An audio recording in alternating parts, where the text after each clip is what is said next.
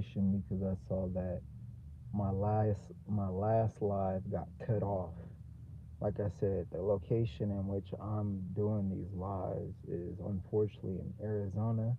I had to leave California, and ultimately, I wish I had never went back towards the West Coast, but I had been on the East Coast for so long, and I was just trying to. It's a bunch of other reasons that I'm not really gonna go into on on YouTube. But yeah, anyway, I came back out to Cali, and due to what had occurred, I couldn't stay, and I left back to Arizona. And unfortunately, like I said, I'm literally running out of money. I probably can, based off what I got, I may be able to stretch this out to 2 months. But after that, it's pretty much a wrap, and it's downhill from there. It's pretty much I'm probably gonna be on the streets, walking with just a few things out of my vehicle that I could take along with me, and then eventually just it's time to go to the skies. Because unfortunately, out here in America, or at least on the West Coast, I can say for certain, is that when you're in a situation when you're down and out, and you're not, and this is why I say they try to group certain individuals into a category and say you're all like this, but we're not. But when individuals try to go out, and I'm trying to avoid from saying the word, but I don't really give a fuck, but I'll say it eventually. Uh, but when you're trying to come out of something, and you're trying to get a job and go out to apply and do all these things, this society has literally put in place to make it so people who are down and out, less fortunate, or who are homeless are not able to get back in society on their own. They can go and try and do all the various things, but they put in measures to block you from being able to get back in.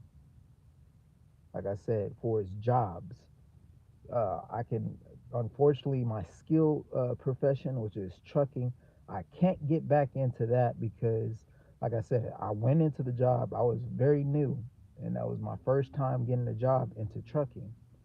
And by all means, I'm gonna give y'all pointers on trucking, but when I found out is that you can't take a extended time period out of trucking. The max amount of time you can take is about 6 months. If you go beyond that 6 months, then you have to go and take refresher courses. And refresher courses can cost anywhere from 2K to 6K. And it's like, what the fuck? Just to go and kind of rehearse on some things. And mostly you're going to be rehearsing on the the backing, and that depends on the individual. But anyway, with that, and due to my situation, I don't have the money. I can't do it. The money that I have currently, I don't even know if I can stretch it to 2 months, but I'm gonna try to stretch it to 2 months. But with that, I can't even do the refresher course, so I can't get back into trucking. And by all means, I ended up getting an interview for some yard jockey, and I did well. But the individual who was training or process is some African dude. His eyes were red as motherfucker. I don't know what, so I don't know if he was doing some drugs or whatnot. But this motherfucker, it was three trainers on that yard duty interview, and this motherfucker kept on paying attention to other fucking drivers because it was three of us out there. It was a Middle Eastern who just didn't even want to try. He just gave up on trying to do the yard the little yard thing because they want to test us and see how well we do and if we're capable of doing it, or at least get the concept. Then there was a second one who was a dude who's been in it for a while, and he was messing up, at least when it came to the backing. Then it was me. I did it. Now I'm not gonna be saying I'm perfect, but I got the backing. But I was backing like it was a sleeper vehicle because I'm used to driving sleepers, not yard jockey vehicles where it's half. So I had messed up by breaking the line for the backing, but I still ended up getting it in and correcting. This this motherfucker, the trainer who was assigned to me, because they'll get a paper and then they'll write down all the things and say if they can you're willing to be able to be trained and they can take you on. This motherfucker kept on focusing on other individuals, and then he would talk to me as if I was the one doing the mistakes that those other individuals were.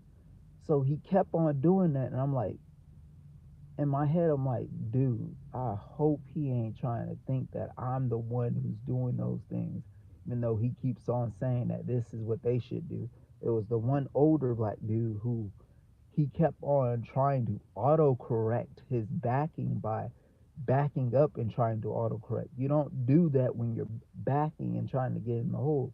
You pull up and then you correct while you're pulling up because it makes it easier to then straight line back. He was literally focusing on him the whole time and then telling me as if it was me doing, and I'm like, motherfucker, that's him. Pay attention to me. Don't think about what he's doing. And then he would sometimes pay attention to me. And so then when we finally finished and went back into the little interview room, unfortunately the drug test people had left. And mind you, this pissed me off because I went to go and update my dot med so I can go and take this job, or at least get this job, or be qualified to do the job. Uh, and I went and we went back in. The drug tester wasn't there, and the one dude it was a cool dude who was kind of the lead, the head. He kind of did a little short summary for the one light skinned black dude who was there, and I'm assuming he passed him through because he had passed through someone else who was there. And then the one African dude who I was with, that with the red eyes, was like over on the corner writing down, like he was writing down the essay. We ended up leaving before he had turned this stuff in. So then in my head I was thinking that this motherfucker is literally writing shit down that is not tailored to me, but because he was talking in his head when he was out there with us and paying attention to other people, he wrote down as if he was thinking of that he was telling me that, and as if I was doing those mistakes. So it pissed me off because then what happened? Some days went by, or because it was the weekend, waited to the, like, I think it was Wednesday when they were going to send the reply, and they said if we don't message you, that means we didn't move on with you. And so I didn't get the message. And then the next thing I did get is an email the next day after saying we're not going along with you. And I'm like, fuck, because that dude probably did that same shit, and I was trainable.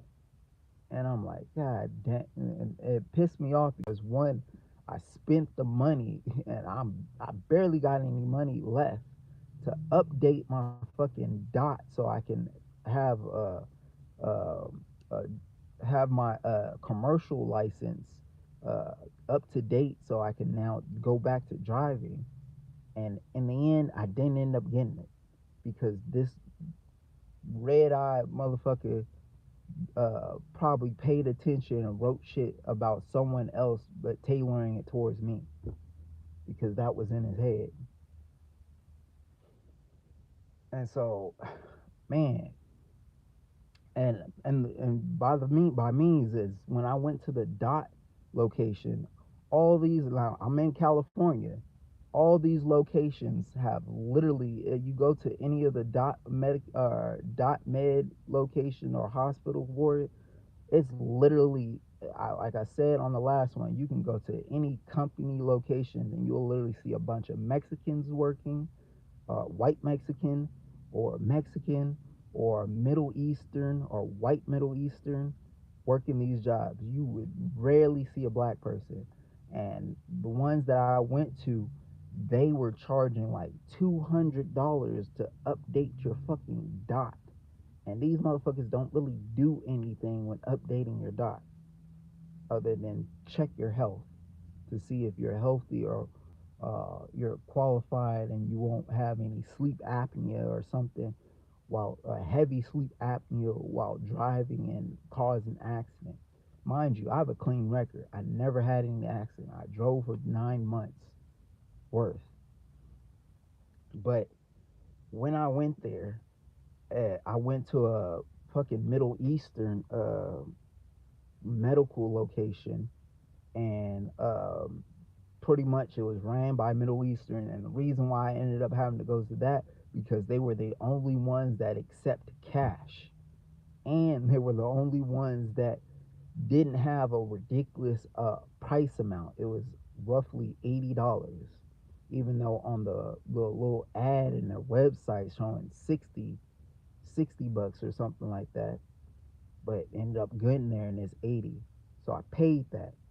I get there, and what happens, and I'm gonna post this video because it happened to me, and I had recorded it. I didn't get him saying it, but I got him right after he had said it and left out to go in the back room, and then some other Middle Easterns came in and sat down, and this motherfucker was literally gonna reject me just because I was black. I went in and I'm like, I'm here for a dot med, and he was like, oh, we're not taking any more people, and yeah, blah blah blah. And then these two other Middle Easterns who walked in behind me, they're dark skinned Middle Eastern. He was a white skinned Middle Eastern. Sat down because there's a Middle Eastern dot facility or dot med facility. Sat down, and then ultimately he went in the back, and then all of a sudden, uh, I guess either she changed her mind, either the because the primary doctor of the facility was a female at that time or at that location, a Middle Eastern female, a dark skinned Middle Eastern female, and pretty much either she changed her mind because she was like, "Oh, it's money, we gonna accept money," or she changed her mind because she had the two others who came in after me who were getting the same thing. And how I found out, because I didn't know when I went in, but he tried to reject me, and I was gonna end up walking away. So then I pulled out my phone and started recording, and I put it down low so you can get audio and whatnot in here. I didn't get the beginning part, but you can hear afterwards, and it seemed like the ones who were on my side start saying some bull because they saw that I was rejected and whatnot, and then he comes back out and said, "Oh, yeah, we can do it," as if all of a sudden something changed.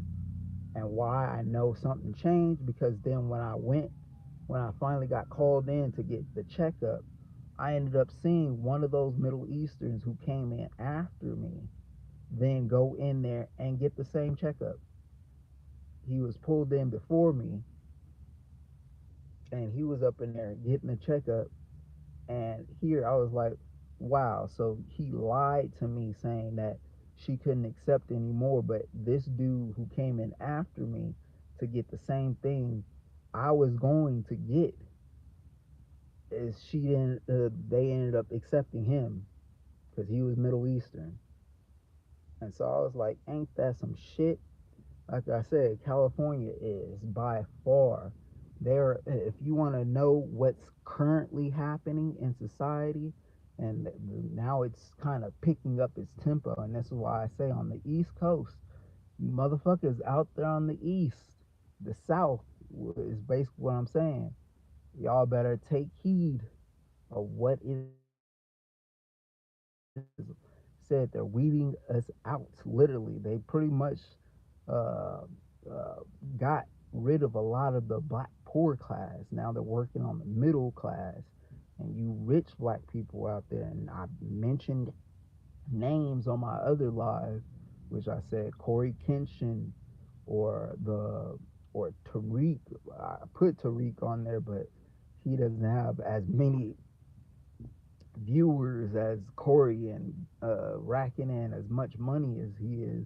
But all you black influencers, I know you can do whatever the fuck you want with your money. I ain't telling you what to do, but I'm telling you that hey, you don't start doing something to help out black people, eventually this is gonna come up to you because it's already working up to the middle class, and eventually after that point, it's gonna be you. So you gonna think you all safe and gravy because you wealthy and what are you rich, not wealthy, and got some cushion. But when it starts coming after you, then that's it. Think Bill Cosby, think P Diddy, think all those fucking celebrity type rich motherfuckers out there who are getting hit. And currently, at least when it comes to the West Coast or California specifically, and it's like black people out here, y'all gonna have to start hiring each other for businesses. If you got your own business and it's functioning, you gonna have to hire each other because unfortunately, a lot of these corporations and companies out here are not hiring us at all. Not at all, but they're hiring us in small as conclaves where it is not doing, and they do this for a reason. One, it breaks the black family.